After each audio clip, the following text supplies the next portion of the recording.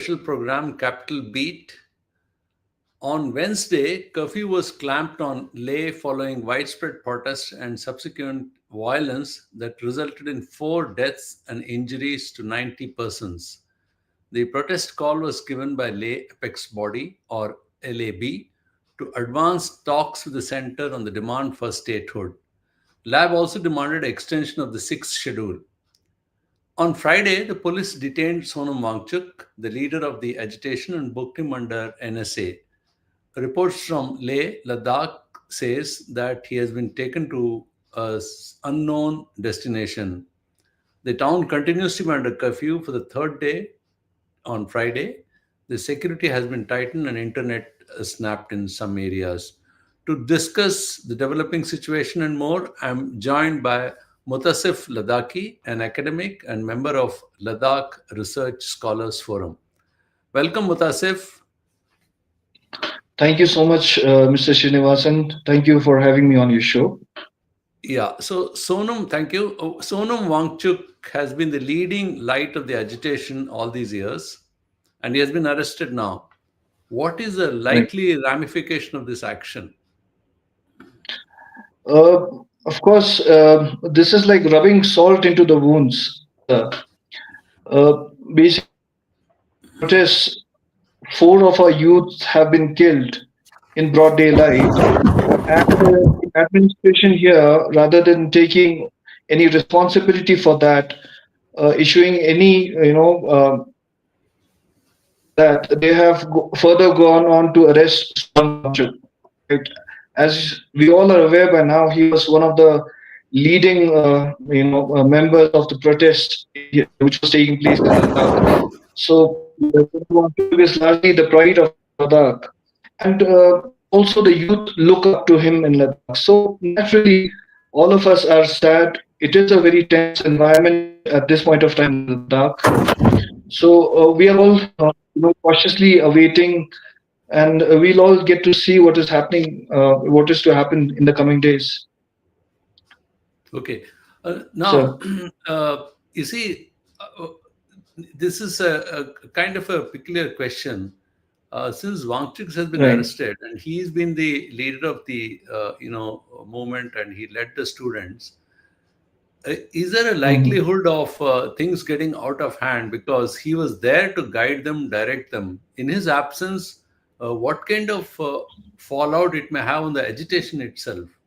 Is it likely the Uh, groups to split up, or there could be more violence? The situation may get out of hand. What kind of situation you see on the ground?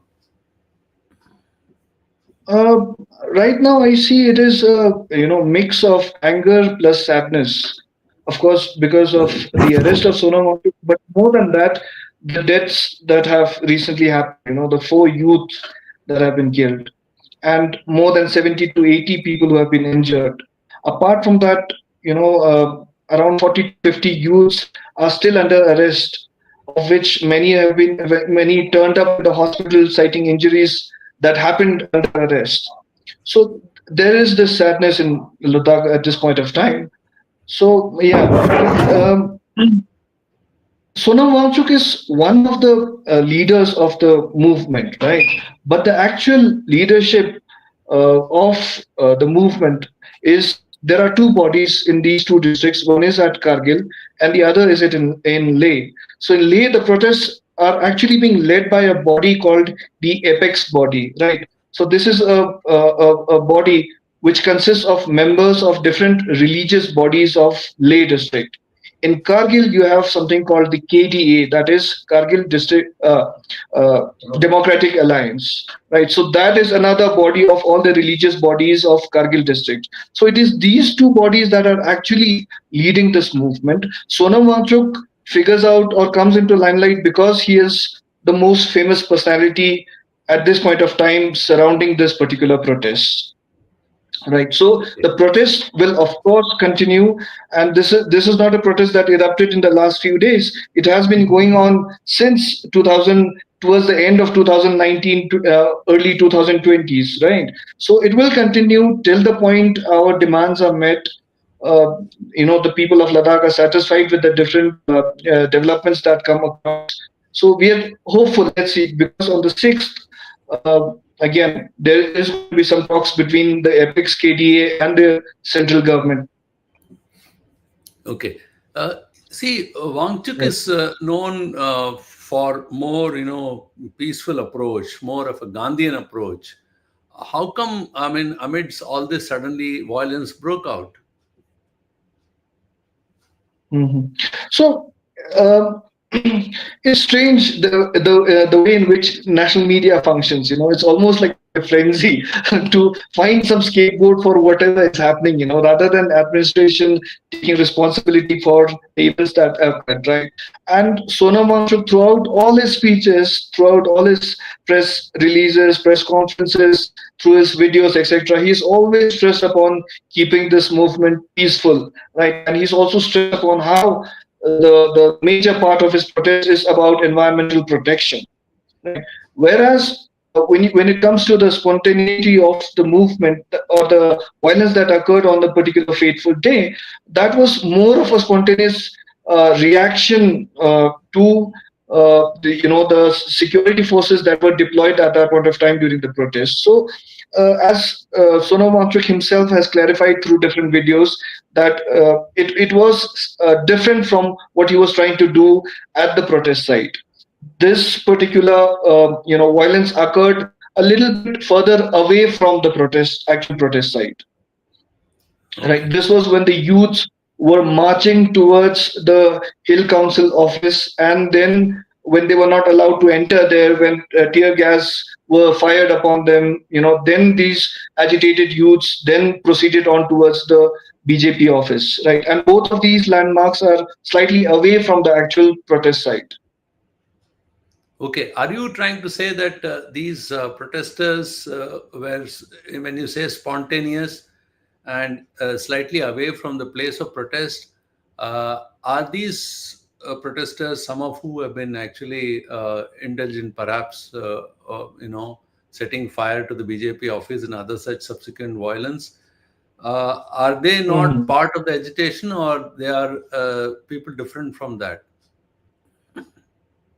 It's difficult to answer it that way, Mr. Srinivas, because this protest is not just being led by Sonam Wangchuk or Apex or KDA. This is the overall general feeling across Ladakh, right? Whether it is in Kargil or Leh, the youth in Ladakh are at their wits' end at this point of time, because in 2019, once the Union Territory was announced, all of us had dreams, of dreams of contributing to the nation, of a new development, of uh, everything that was going to be better for Ladakh now, because ever since the Dogras came, right till the point of 2019, we always felt like we were being subjected to rule, wherein our leaders or our people did not have much say. And post 2019, we always thought that Ladakhis will have a say for themselves in a union territory.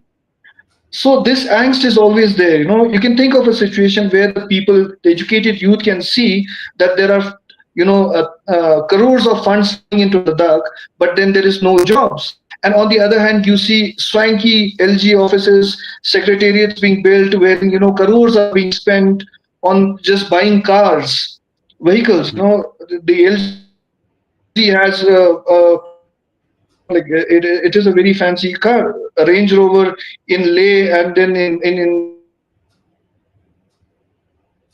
what was that car? It's a big fancy car. I think at least Yeah. costing at least around 1.5 crores or 2 crores, if not less. A Jaguar, sorry, yeah. So when you see money being spent like that, and the youth is not getting a share of it, they're not being given jobs. Rather, on the contrary, they're being given contractual jobs wherein they're subjected to harshest of the harshest conditions. Right, so that These angst is expensive bound to be there. vehicles are bought by administration, people in the administration. That's Yes, what you're saying. yes. All these offices, swanky offices, these IS officers were coming from outside Ladakh. They have built palaces for themselves, with bathtubs and I know what not, crores and crores being spent on these offices. Right. So this, I think, is the reason why Right. the youth are so angry. have public representatives where we can go and show or give our complaints.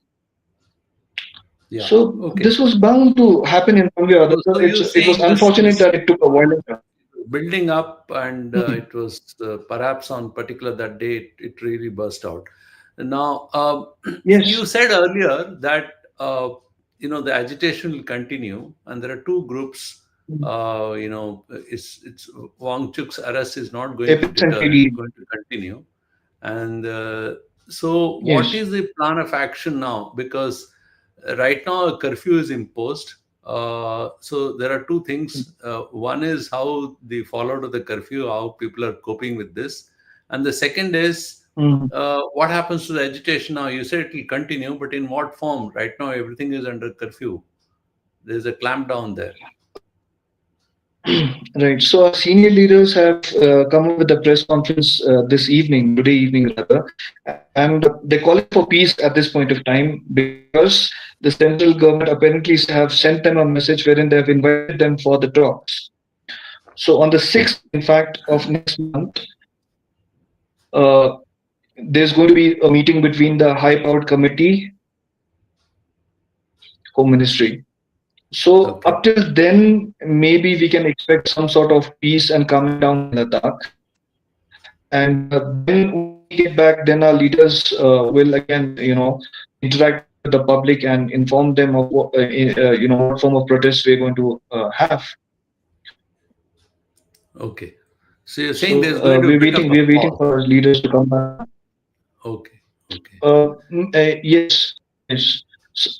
Now, Recovering from what tragedy we've faced. Yeah. yeah. Now, I want to take you to a related issue.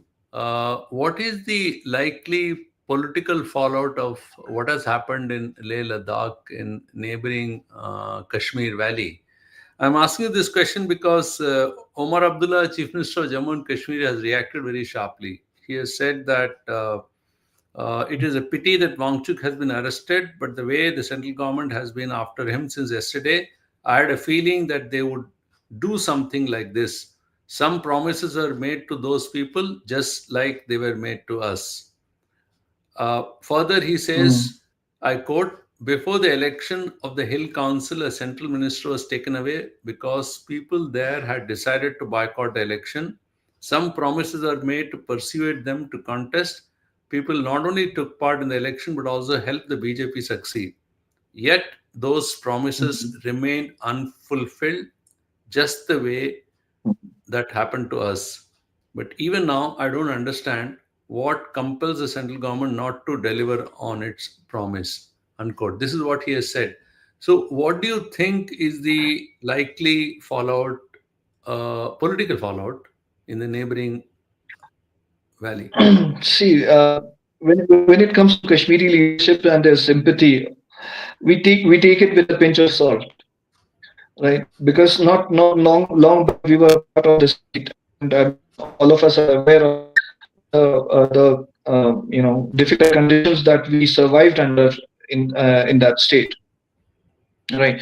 The only solace was an article called Article 35A and Article 370.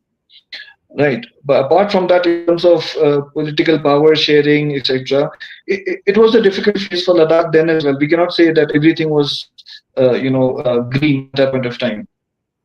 Yeah. Okay. So we faced difficulties, and that is why we wanted a union territory. That is why we wanted to express ourselves differently, because we felt that we were very different from Jammu and Kashmir. Right. That is why we wanted a union territory with legislature. So yeah, that is what. So when it comes to Kashmiri leaders and their sympathies, etc., we welcome it, but we take it with a pinch of salt as well. Okay, fine. So the other So thing I learn is that the foreign funding to Sonam Wangchuk uh, has been blocked right, now by the government. mm, Uh, but right. was the permission given by the NDA government itself? Now that is something very difficult to speculate on, because SECMOL as an institution has been functioning in Ladakh since a very long time, way back, much before NDA government, right? So it's very difficult. But the question to be asked here is that why now? Why not before? Because Ladakh is a hotbed of intelligence agencies. There are intelligence agents creeping up everywhere in Ladakh. Uh, but despite having such sophisticated intelligence machinery, I mean, if they're not aware of what is happening, and suddenly they can come up with such accusations, it's difficult to believe these accusations, right?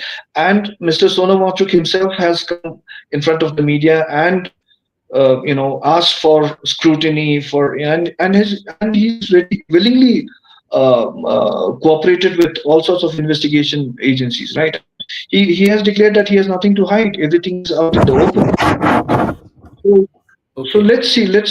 I think it's better not to speculate, and let us wait for the investigating agencies to do their job. Okay. Now the curfew is in force. So, what is the situation Yeah. on the ground? How people are coping up, with various essential supplies? Apparently, the report suggests that they're running short of some of these essential supplies, including rations, milk, and vegetables. What kind of situation It has to prevails be right now on about the ground?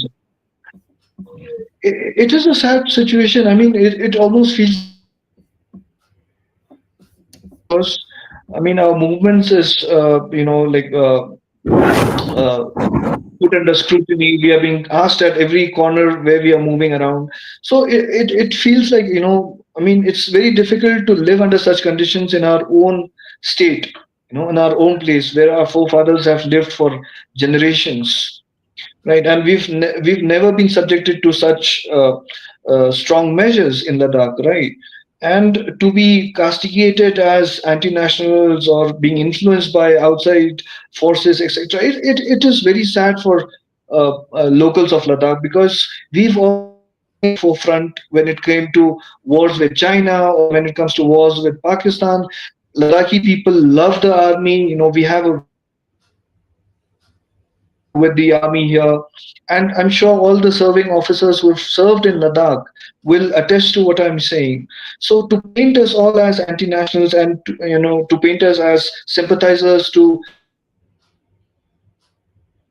anybody who's lived in Ladakh, who understands Ladakhi society, would very well understand and know that Ladakh or Ladakhis would be the last of the people in India who would sympathize with the Chinese administration or the Pakistani administration for that matter, right? And then under such circumstances, to paint us as being influenced by these powers against India, it's very sad, when our own people, we in fact have our own regiment, that is the Ladakh Scouts, and its bravery is known across India. There is ITBP in Ladakh, there is army, different regiments in Ladakh. We've never had any issues with any of them. Almost half of Ladakh is occupied by the Indian army, and we are very happy. We live cordially with them. So, Right. and yeah, the situation that has come across right now, nobody expected, none of us. That is why we were never prepared for every hotel, every restaurant, every household is running short of supplies. The circumstance, the situation, and I mean, let me tell you, Mr. Srinivasan, this particular circumstance could have been solved very easily had the administration come clean. You Yeah. know, they are refusing to take responsibility. It's very sad. You know, of the two, I mean, let me give you a picture, Why right? there is, Of the 200, yeah, why there is so much gap between Ladakh's aspirations and the kind of response you're seeing from the center? What do you think is the reason for this gap in you this know this is precisely because of a different kind of a mentality. I don't know. Some people sitting in Delhi, because they think of themselves as experts and they think that their opinion should weigh more than the others. We are in a democracy. There is rule of law, right? What makes somebody else's a person's opinion more, you can say, important than somebody sitting in Ladakh. In a democracy, every individual should have a right. Right. Every citizen is equal before the law. Right. But Yeah. somebody, so-called experts sitting in Delhi, feel they have the right to dictate whether Ladakh should be given a state or a union territory, or whether we should have public representation or not, uh, whether we should have jobs. If so, what kind of jobs? It's a sad scenario. I mean, I don't understand what mentality drives such kind of an understanding. Uh, if you look at the way in which Ladakh University is being run right now, it's deplorable. It's horrible the way in which Ladakh University is being run. Our own research scholars are being thrown away from the university after teaching for 4 5 years, introducing clauses which do not make any sense. They're stopping these our research scholars from being interviewed. So I mean, it's a deplorable situation in Ladakh right now.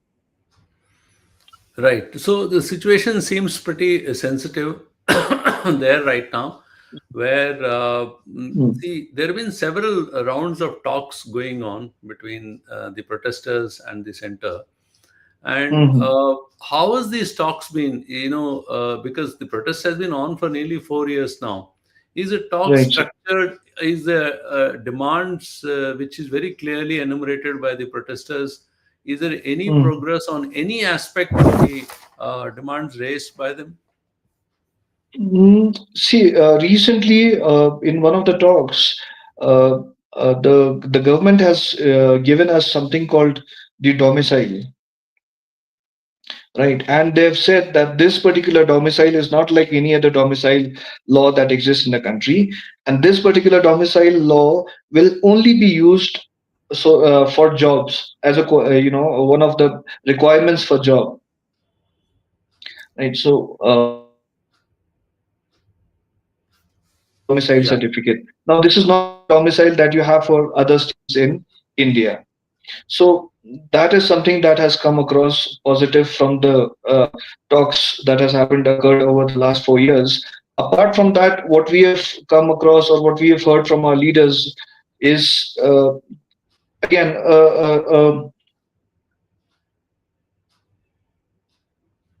the demands that our leaders have put forth. There is a certain skepticism. There seems to be an unwillingness from the government to give Ladakh Schedule 6, or put Ladakh under the Schedule 6 of the Indian Constitution. So there is a hesitations about that. Statehood, obviously, they've made it clear, or many experts have always made it clear that Ladakh, we cannot give statehood to Ladakh because it is apparently a sensitive area, as if any other part of India is not sensitive.